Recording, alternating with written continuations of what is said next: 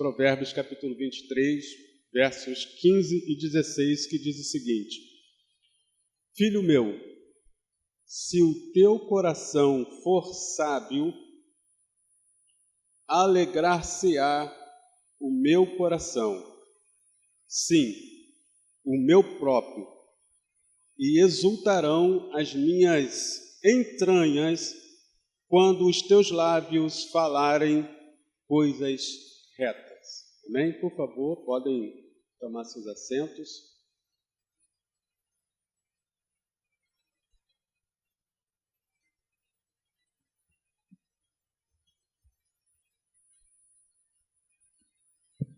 Interessante que na primeira possibilidade, no primeiro caminho que nós fizemos a exposição aqui, de possibilidade de responder a essa pergunta, como podemos semear a palavra de Deus nos corações dos nossos filhos, a gente enfatizou que quando a situação destoa do que é determinado pela palavra de Deus, ou seja, quando eles tomam caminhos errados, quando eles tomam decisões equivocadas, que vão ao encontro da palavra, vão de encontro à palavra de Deus, requer-se o recurso da disciplina física. Pois bem, meus irmãos, o que fazer então, uma vez que a disciplina física foi aplicada dentro do modelo bíblico que nós expusemos aqui, com amor, com instrução, compaixão, houve a correção. Dali para frente as decisões passaram a ser corretas. Dali para frente as decisões passaram a ser sábias. Dali para frente você observou que o coração do seu filho está inclinado à palavra de Deus. O que fazer quando as escolhas são boas? Quando os filhos fazem escolhas sábias, o coração dos pais se alegra. Amém? A gente já se deparou com esse versículo várias vezes, com passagens que demonstram isso várias vezes. Quando as escolhas dos nossos filhos são sábias, quando as escolhas dos filhos são sábias, o coração dos pais se alegra. Se as escolhas erradas acarretam a repreensão e a disciplina física, por outro lado, quando as escolhas forem acertadas, quando as decisões forem de conformidade com a palavra e com o ensino, e com a instrução, com o discipulado que você e eu estamos fazendo, evidenciando assim um coração sábio, evidenciando assim um coração entregue ao Senhor Jesus, os pais devem alegrar-se abertamente com os seus filhos. É esse detalhe que a gente vai frisar nessa manhã, que muitas das vezes nós nos alegramos e ficamos lá quietinho. Estou muito feliz que meu filho está progredindo, glória a Deus. Você fica lá quietinho, né, no seu quarto, a porta fechada, glória a Deus, meu filho está no caminho certo, glória a Deus. Você se alegrou, você comenta com seu cônjuge, viu, filho, ele, né, nosso filho, a nossa filha está acertando. Mas a gente percebe nesse texto aqui, veja o que ele fala: Filho meu, se o teu coração for sábio, alegrar-se-á o meu coração, exultarão as minhas entranhas, quando os teus lábios falarem coisas retas. Portanto, quando os filhos tomam decisões sábias, é necessário, é um dever dos pais alegrar-se com esses filhos e tornar essa alegria pública, publicizar essa alegria, externar essa alegria com o seu filho. Esse é o detalhe. Com o seu filho, com o meu filho. Agora, isso tudo depende de um ambiente, de uma atmosfera. Perceba que no início do verso 15 ele começa, filho meu. O que essa expressão denota? Filho meu. O que essa expressão encaminha? O que essa expressão diz para mim e para você? Tenho certeza que você está pensando várias coisas aí agora. O que essa expressão... No que a gente pode pensar quando a gente ouve o autor se referindo, né? Sabe, aquele pai se referindo a um filho? Filho meu. Isso aí, amor. Lembra que quando falamos da instrução bíblica, ela precisa ser como os 3 princípios de uma instrução regulada pela Bíblia: amor, instrução e compaixão. Quando ele fala filho meu, olha, o ambiente ele está permeado, está impregnado de amor. A instrução bíblica, voltando aqui à disciplina bíblica, quando ela acontece num ambiente de amor, não é num ambiente de hostilidade, é num ambiente de amor. O pai vai se referir a esse filho como filho meu. Essa expressão comunica comigo amor, comunica afeto, comunica intimidade, comunica proximidade. Ele está falando, ô garoto, é filho meu, ô garota, coisa. Não é assim, irmão. Um ambiente permeado, regido pela palavra de Deus, paira o amor. Filho meu, é intimidade, é proximidade, é compaixão, é cumplicidade. É esse ambiente em que vai haver essa alegria efusiva, essa alegria externa. Não vai ficar só no seu coração, você vai externar essa alegria mais num ambiente amoroso, num ambiente afetuoso, num ambiente em que há intimidade. Filho meu, comunica isso. É muito importante a gente frisar que esse ambiente de amor, de afeto, de proximidade, de intimidade, ele só se torna possível onde há autoridade. Por isso que nós começamos falando sobre a disciplina. Uma disciplina regulada pela Bíblia vai ter amor, vai ter instrução, vai ter compaixão, e ali você vai evidenciar a autoridade. Não confunda com autoritarismo. Não confunda com tirania.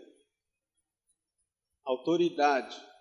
No ambiente onde há autoridade, tem amor. Você consegue falar, filho meu, senta aqui, vamos conversar. É a autoridade. E esse é o ponto que o diabo mais tem tentado solapar nas relações humanas e, sobretudo, nas relações familiares, tirando a autoridade dos pais.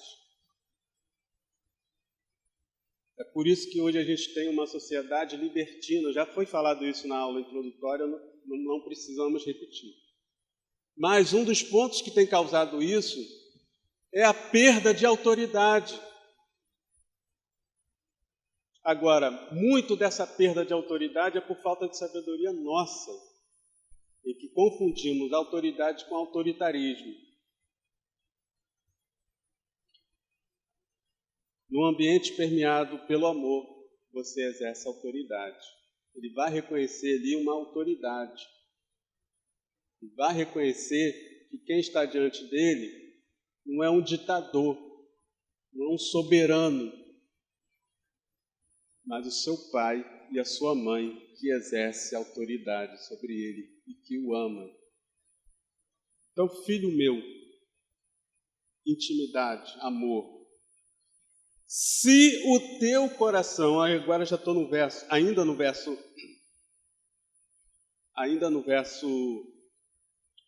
15. Se o teu coração for sábio, alegrar-se-á o meu coração. Perceba que essa partícula se, ela vai trazer para nós uma ideia de possibilidade de escolhas. É uma condição, é uma condicional. Se você fizer isso, vai ser assim. Ou seja, dá uma possibilidade de escolhas. Então, para que as escolhas dos nossos filhos sejam sábias, para que as escolhas sejam orientadas por um coração sábio, é fundamental que a instrução bíblica, preste atenção, para que as escolhas dos nossos filhos sejam sábias, é fundamental que a instrução bíblica ela não se configure num compêndio de regras comportamentais. Isso pode, isso não pode, isso pode, isso não pode. Se a instrução bíblica se configurar apenas nisso, é o que a gente está denominando aqui de regras comportamentais, você vai atingir apenas o comportamento, ele vai fazer ali na sua frente, mas o coração dele não foi atingido. Quando você virar as costas, vai fazer tudo ao contrário. Quando não estiver na sua presença, vai fazer tudo ao contrário. E quando fizer 18 anos, que você não vai estar junto, nem eu. Percebe a importância de a instrução bíblica ela não ficar apenas num compêndio de regras comportamentais, mas sim atingir o coração. Hebreus 4:12 vai falar um pouco do poder da palavra de Deus, que com certeza ultrapassa esse limite do comportamento e atinge o coração. Hebreus capítulo 4, verso 12.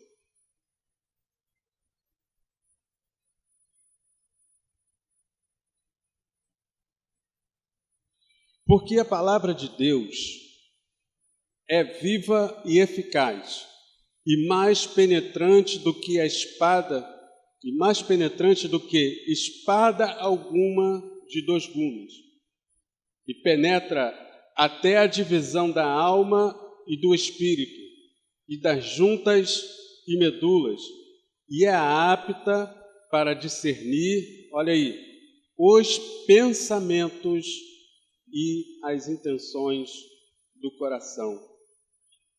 É a palavra de Deus que precisa ser semeada, meus irmãos, no coração. Não apenas um conjunto de regras, não apenas um conjunto de procedimentos. Por isso que ele fala, se o teu coração abre possibilidade para escolhas, e as escolhas só serão sábias se forem regida pela palavra de Deus. Amém? A palavra de Deus também nos garante, em João 8:32, é um verso muito conhecido, e conhecereis a verdade, e a verdade vos libertará. É a palavra de Deus que liberta. A palavra de Deus que liberta. João 17:17 vai dizer, santifica-os na tua verdade.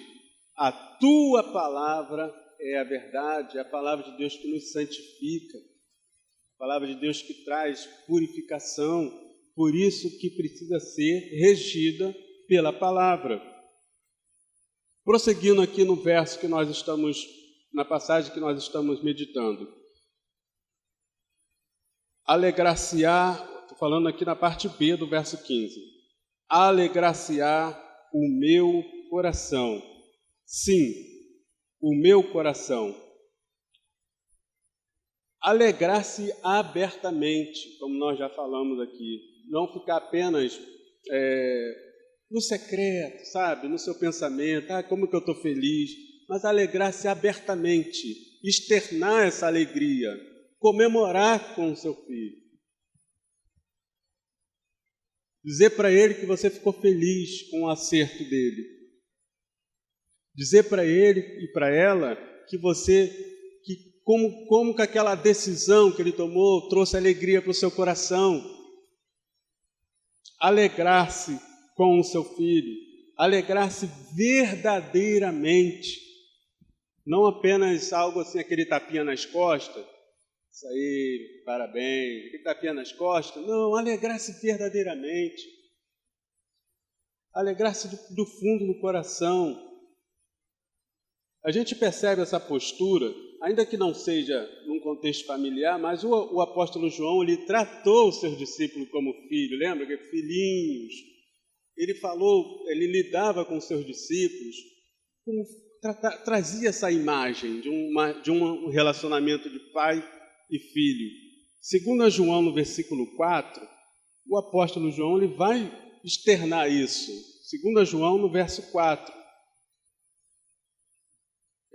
Isso é para ilustrar a necessidade que nós temos a importância de expressar a nossa alegria frente a um acerto, expressar a nossa alegria diante de uma decisão sábia. Se num primeiro momento uma decisão equivocada exigiu uma ação nossa, que foi a correção, por outro lado, uma decisão sábia e acertada também requer uma ação nossa, que é alegrar-se com nossos filhos, dizer para ele que nós estamos felizes. Veja o que João fala na segunda epístola, no verso 4. Muito me alegro por achar que alguns dos teus filhos andam na verdade, assim como temos recebido o mandamento do Pai. Na terceira epístola, nos versos 3 e 4, ele diz o seguinte: porque muito me alegrei quando os irmãos vieram e testificaram da tua verdade, como tu andas na verdade. Não tenho maior gozo do que este, o de ouvir que os meus filhos andam na verdade. Então é uma prática saudável e necessária a gente expressar a nossa alegria frente a um êxito, frente ao sucesso dos nossos filhos. Isso vai causar nele estímulo, admiração, vai inclusive fazer com que ele prossiga no caminho correto, fazer com que ele prossiga nessa caminhada, acertando. Não, então vou manter esse padrão, vou manter isso está trazendo, está deixando meus pais felizes. Amém, meus queridos irmãos? Observe que na passagem do filho pródigo, muito conhecida também, o que aconteceu ali? Os irmãos sabem. 2 irmãos, um saiu, pediu ali a sua parte da herança, foi embora. Foi viver a vida. Nesse caso, a própria vida disciplinou ele, as próprias consequências dos seus atos. Observe que lá na frente ele se arrepende e volta. Isso está lá em Lucas, no capítulo 15. Eu quero ler com vocês dessa passagem apenas os versos 21. Os irmãos sabem da história e esse rapaz decide voltar. Lucas, no capítulo 15. Qual foi o procedimento do pai?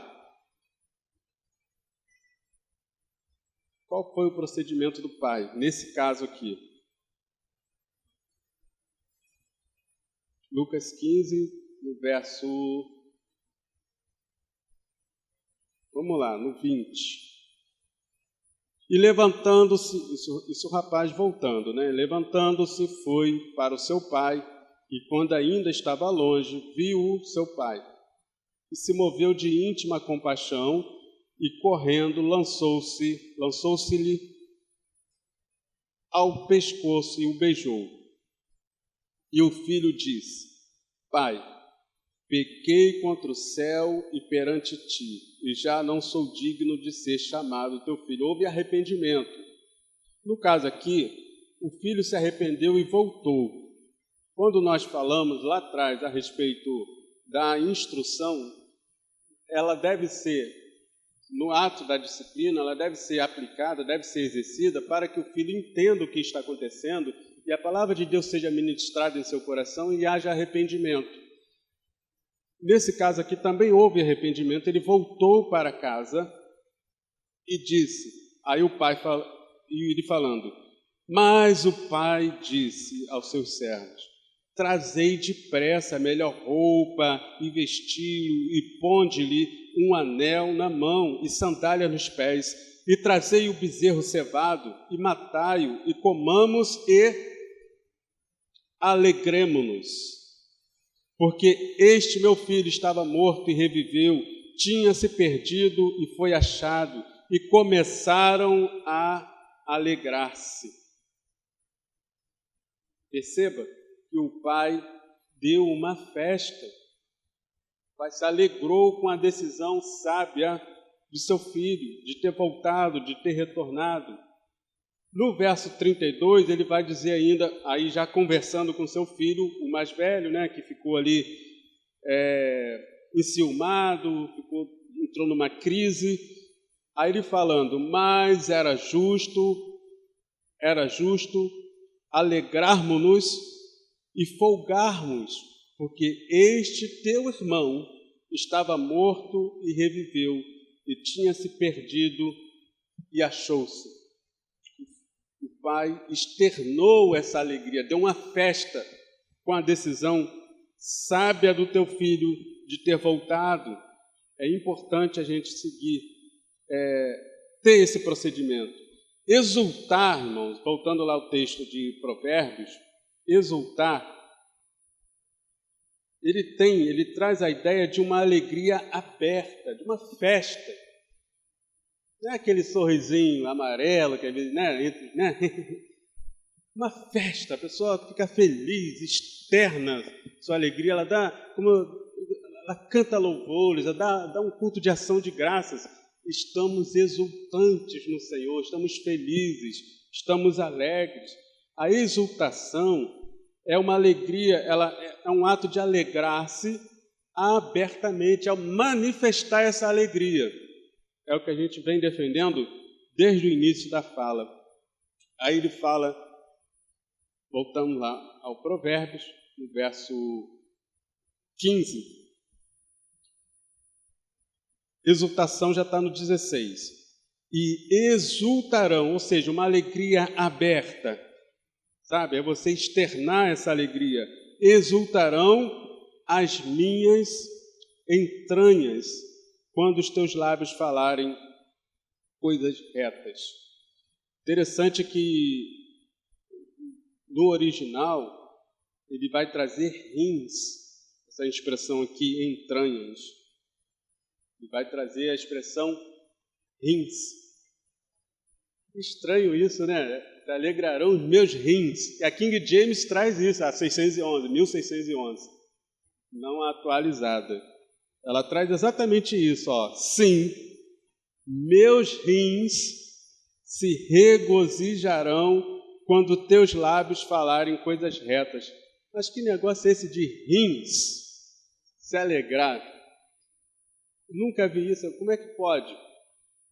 Os irmãos sábios, os irmãos já ouviram isso aqui em outras exposições, que essa expressão, entranhas, rins, diz que tem a ver com uma crença, né, com uma ideia que se tinha no passado de que as entranhas, né, os rins, eram a sede, né, das emoções.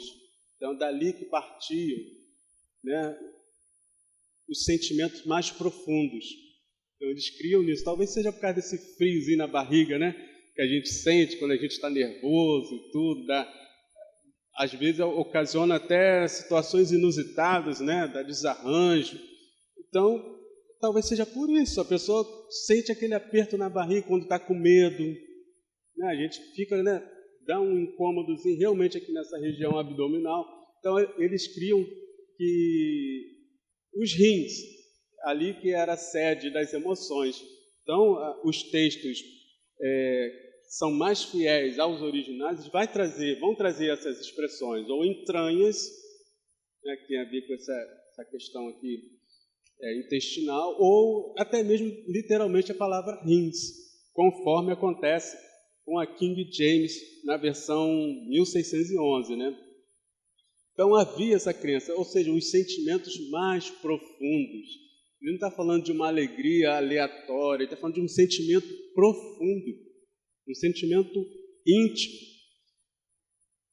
Provérbio 18, versículo 8, traz um pouco também essa ideia de sentimentos íntimos, atrelada a esse termo.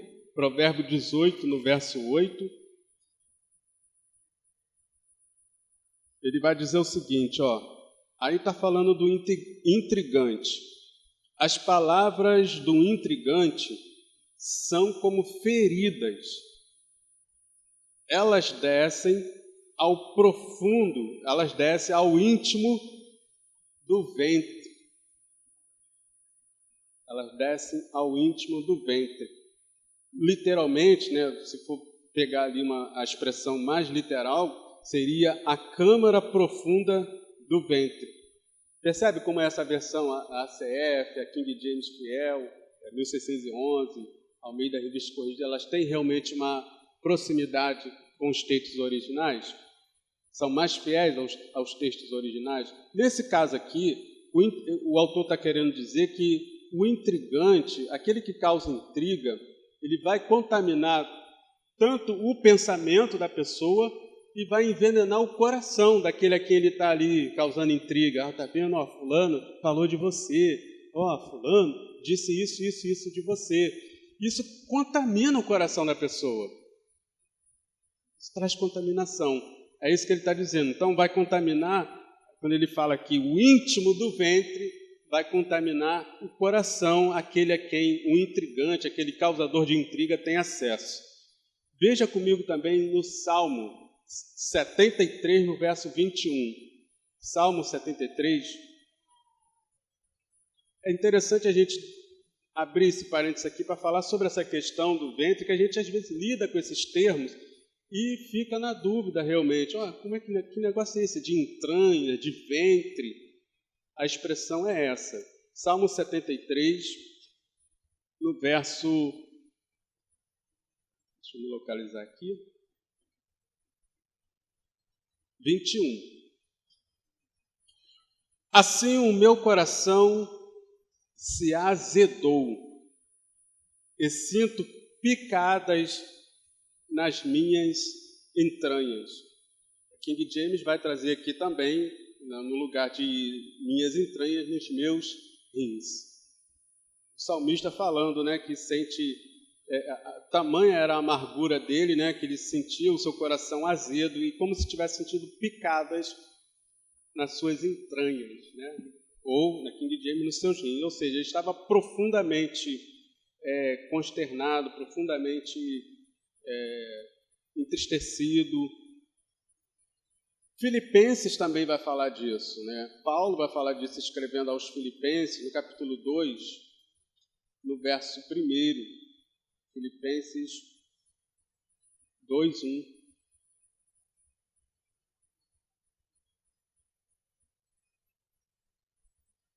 Portanto, se há algum conforto em Cristo, se há alguma consolação de amor, se há alguma comunhão no Espírito, se alguns entranháveis afetos, ou seja, vindo do íntimo, e compaixões.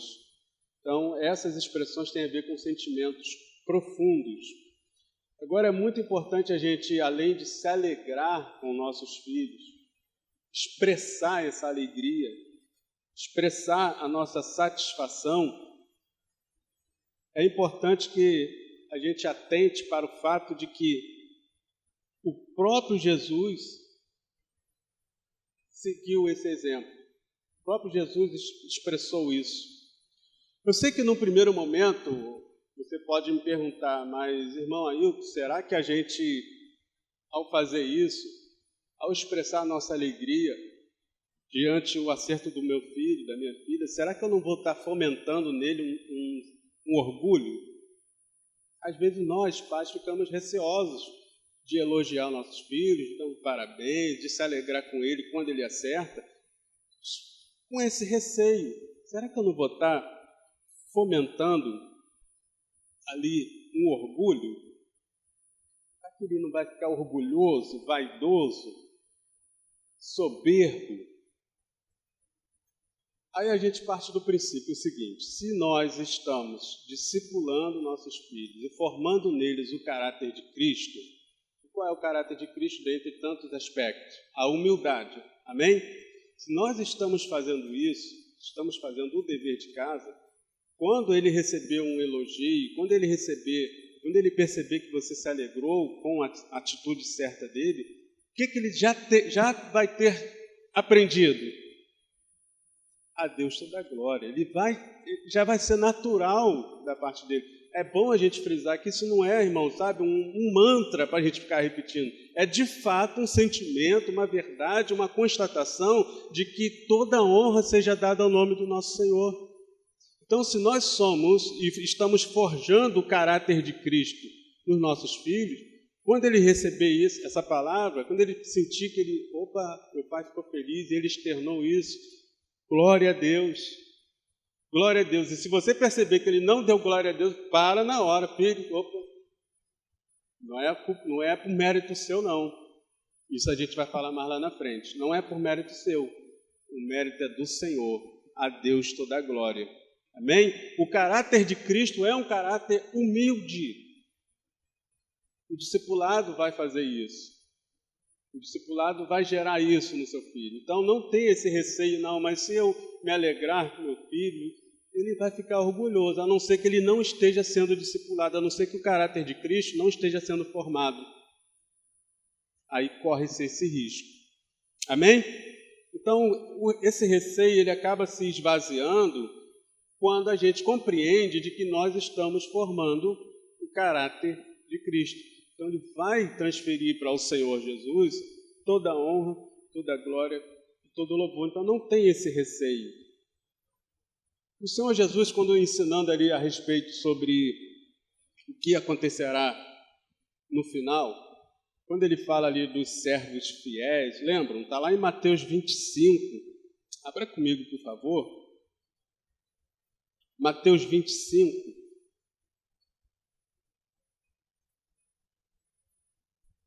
No verso 21. Ele vai falar isso mais algumas vezes, mas eu vou pegar aqui no verso 21.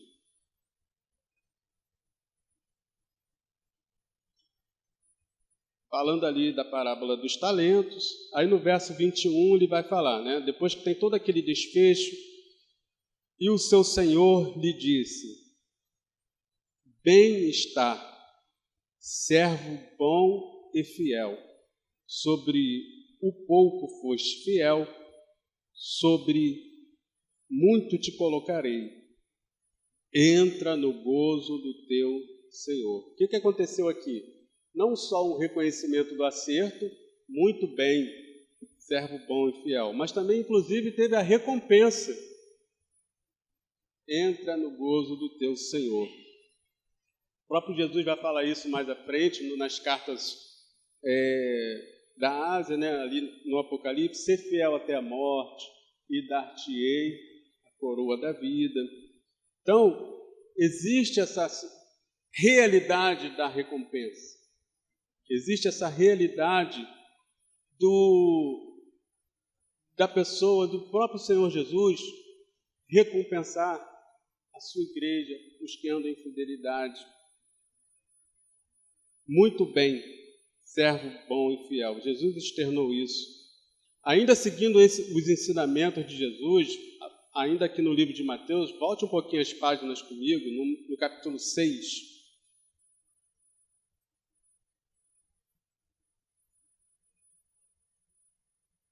Mateus capítulo 6. Vamos ler o verso 4, depois mais alguns versos desse capítulo. O verso 4 diz o seguinte: aqui ele está falando sobre a esmola, depois ele vai falar sobre a oração e depois sobre o jejum. Nas três nos 3 ensinamentos, ele vai falar a respeito de como Deus trata quem anda em fidelidade. Para que a tua esmola seja dada em secreto, né? Lhe recriminando aquela atitude para aparecer. Para que a tua esmola seja dada em secreto, e teu Pai, que vê em secreto, Ele mesmo te recompensará publicamente. No verso 6, ele vai falar também sobre isso, aí já sobre a oração. Mas tu, quando orares, entra no teu aposento, e fechando a tua porta, ora a teu Pai, que está em secreto, e teu Pai, que vê em secreto, te recompensará publicamente. No 18, para não pareceres aos homens que jejuas, mas a teu Pai que está em secreto, e teu Pai que vê em secreto te recompensará publicamente. Não ajunteis tesouro na terra, onde a traça e a ferrugem tudo consome, e onde os ladrões minam e roubam, mas ajuntai tesouros nos céus, onde nem a traça nem a ferrugem consomem, e onde os ladrões não minam nem roubam, porque onde estiver o vosso tesouro, ali está também o vosso coração. Não esperar recompensas daqui na terra. É disso que esse texto está falando. A recompensa vem do Senhor. Mas o que eu queria frisar aqui é o exemplo que o Senhor Jesus nos deu. Esse ensinamento de que o próprio Deus nos recompensa. Então, se houve um acerto, se houve uma decisão sábia, expresse essa alegria, expresse esse contentamento, inclusive dando uma devida recompensa, adequada recompensa. Amém? Assim como os filhos de Deus, assim como nós, como os filhos de Deus, devemos amá-lo e servi-lo alegremente, contente, assim também nossos filhos devem viver alegremente nesse ambiente em que você se alegra, em que nós nos alegramos, em que nós externamos a nossa alegria, a nossa satisfação. Com ele eles vão viver felizes, vão viver alegres. Vai ser aquele ambiente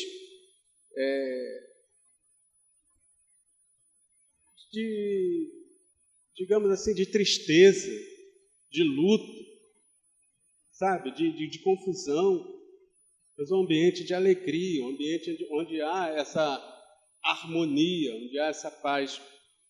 Vimos na palavra de Deus que é possível ser assim. Esse tema ele é tão importante, irmão, no livro de Provérbios, voltando lá ao nosso texto base, que ele vai voltar, inclusive, em alguns versos mais à frente, no versos 24 e 25, o autor vai retomar essa questão. No verso 24 diz o seguinte: grandemente se regozijará o Pai do justo, e o que gerar um sábio se alegrará nele. Alegrem-se teu pai e tua mãe, e regozije-se o que te gerou. Veja como é importante esse tema, a ponto de o autor frisar isso novamente. Portanto, meus queridos irmãos, pais, não tenhamos medo de louvar, de nos expressar, louvar a Deus em primeiro lugar, mas também expressar a nossa alegria quando as escolhas dos nossos filhos forem sábias. Não tenhamos esse receio, nem de recompensá-lo quando for necessário. Amém? Veja o que diz a palavra de Deus em Salmo, no capítulo 19, no verso 11. Está falando ainda um pouco a respeito dessa questão da recompensa. É bom frisar isso, porque às vezes a gente fica com receio. Ah, mas será que é legal? Não só é legal, como é devido. Salmos 19, no verso 11. Eu escrevo uma letra tão pequena aqui no meu esboço, que às vezes até eu tenho dificuldade de enxergar. E culminando também com o problema de visão, né? Salmo 19, no verso 11, diz o seguinte: também por eles é admoestado. Eles quem, né? Vamos pegar aqui a partir do verso 8 para a gente entender de quem que ele está falando aqui. Esse pronome está fazendo remissão de um termo que já foi citado. Os preceitos do Senhor, estou lá no verso 8. Os preceitos do Senhor são retos e alegram o coração. O mandamento do Senhor é puro e ilumina os olhos. O temor do Senhor é limpo e permanece eternamente. Agora olha aqui. Os juízos do Senhor são verdadeiros e justos juntamente, mais desejáveis são quem? Os juízos, está falando do juízo. Do que o ouro, sim, do que muito ouro fino, do que mais doces do que o mel e o licor dos favos. Aí agora aqui o verso que a gente sinalizou para comentar. Também por eles é admoestado o teu servo. Eles quem? De quem que está falando? Os juízos do Senhor. E em os guardar a grande recompensa. Os juízos do Senhor. Agora é muito importante, irmãos, eu fazer aqui, para a gente caminhar para o final, uma importante advertência. A gente está falando de alegrar-se no Senhor. O próprio Salmo 19 falou que os justos eles são recompensados quando eles são admoestados pelo juízo do Senhor, quando eles andam na vereda do Senhor. Mas é muito importante a gente fazer uma advertência aqui, um alerta, que com certeza todos nós temos essa preocupação quando lidamos com essa temática. Não é por méritos próprios, mas é pela graça. Então, assim como o Senhor, quando Ele fala de recompensa, quando Ele fala que entraremos no gozo do Senhor, nos assentaremos à mesa, não é por méritos próprios, amém? Os irmãos sabem disso, o irmão tem sido discipulado e doutrinado na palavra do Senhor, mas é pela graça do Senhor. Então isso também precisa ser frisado nesse momento. Meu filho, você conseguiu, parabéns, glória a Deus, estou muito feliz, mas não é mérito seu. É o Espírito Santo que está trabalhando na sua vida e está te capacitando a fazer isso. É o Senhor, é o mérito de Cristo. Foi por causa da obra de Cristo que você está vendo o discipulado, irmãos, acontecendo num gesto simples. Assim como ele acontece na disciplina, acontece também nesse momento. Meu filho, isso que está acontecendo com você, eu estou muito feliz, seu pai está feliz, sua mãe está feliz, seus irmãos estão felizes, mas isso é a obra de Cristo. Você só está acontecendo isso na sua vida por causa da obra do Senhor Jesus na cruz do Calvário. E isso também se aplica à nossa vida com Deus. Nós só conseguimos agradar a Deus por causa da obra de Cristo, por causa do Espírito Santo que habita em nós. Portanto, eu e você só vamos conseguir chegar aos céus, sentar à mesa do Senhor e participar das bodas do Cordeiro por causa do Senhor Jesus. Então vamos permanecer firme, meu filho. Você pregou o Evangelho para ele, dando parabéns para ele, você pregou o Evangelho para ele. Percebe a diferença? Que não é só bater palminha, que não é só comer uma pizza, é você enfatizar para ele a realidade do Evangelho. Portanto, é essa advertência que nós precisamos fazer. É esse adendo que precisa ser dado, de que não é mérito, não é por mérito. Senão ele pode se tornar uma pessoa jactanciosa. Sabe aquela pessoa que fica contando vantagem? Eu sou o cara, eu consegui. Não tem caráter de Cristo ali. Não tem conversão. É por méritos de Cristo. E outra coisa também, aí quando você sentiu que o negócio está descambando, vamos lá para Lucas 17. Também vai tratar essa questão na raiz. Quando a pessoa começa a se achar, né, já pequenininho, né, estufa o peito, Você tem que me dar o que eu quero, porque eu fiz o que você mandou. Lembra, né? Às vezes acontece isso, aí a gente abre, senta com ele em amor, com ela também, e vamos ler em Lucas 17.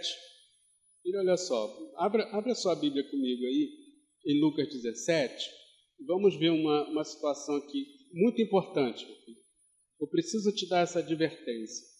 Ele está falando aqui a partir do verso 7.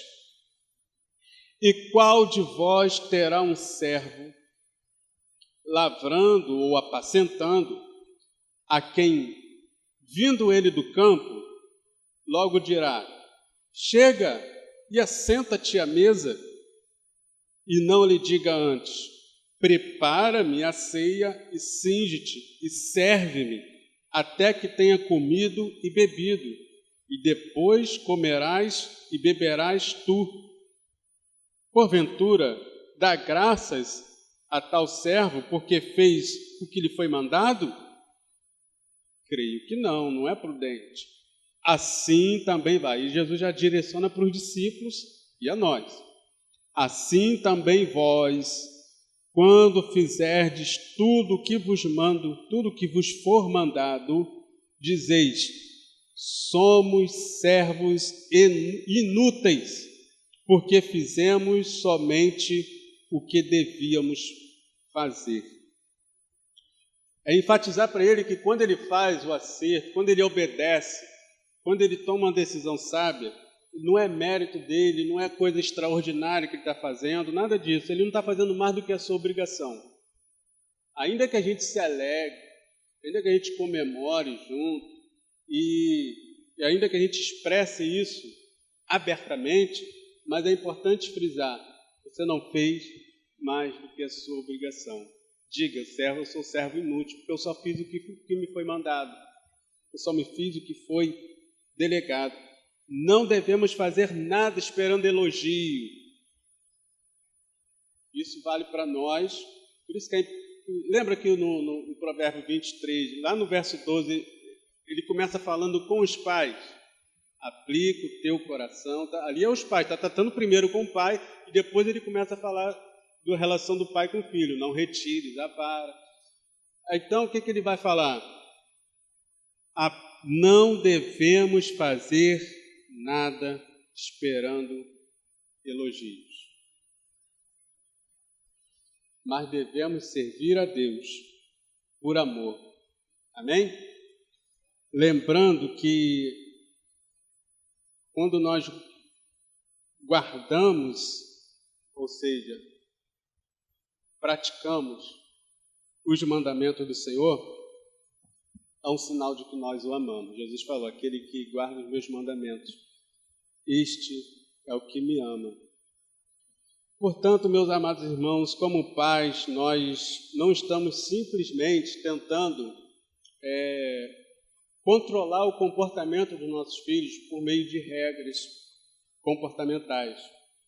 Antes, estamos treinando os seus corações, forjando os seus corações para conhecerem e fazerem a vontade de Deus com deleite, com alegria. Essa é a nossa missão. Amém? Portanto, um segundo caminho para a gente semear a palavra de Deus. Você viu que ao fazer isso, biblicamente, a gente prega o Evangelho para eles, está semeando a palavra de Deus, é alegrar-se abertamente com as escolhas sábias dos nossos filhos. Amém? Vamos orar?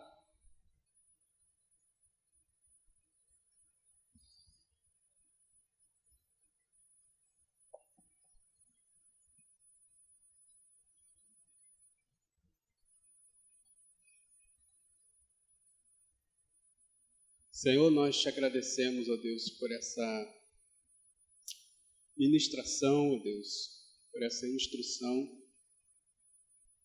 Pai, agora suplicamos, ó Deus, uma vez mais, continuamos pedindo, ó Deus, que o Teu Santo Espírito nos ajude, ó Deus, a sermos sábios, sermos prudentes.